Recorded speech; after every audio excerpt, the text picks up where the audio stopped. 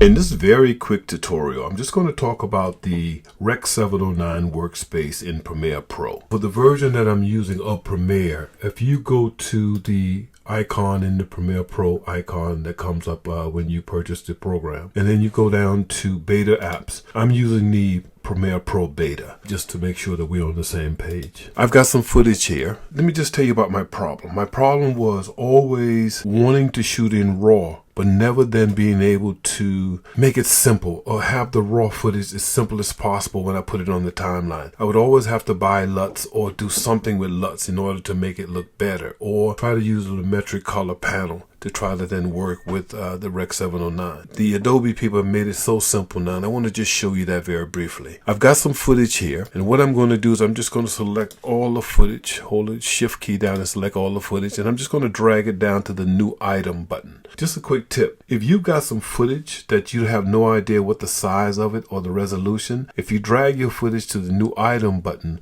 it will then automatically create your footage in the resolution and the size that it needs to be.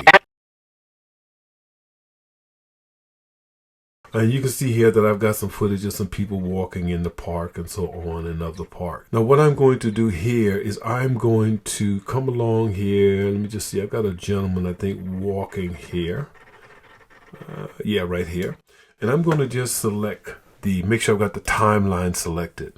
What I'm going to do is I'm going to come up to the sequence panel and come down to sequence settings. Make sure that you have the timeline selected, otherwise you won't be able to do this.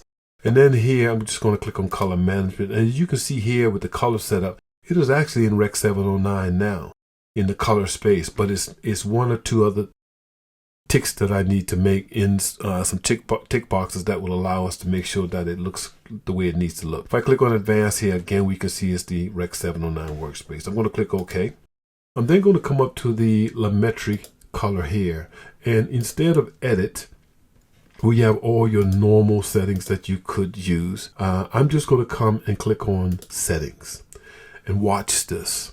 Now this is all raw footage. All I'm going to do, if you click on the project tab and then come down and click on the color manage auto detect, watch this.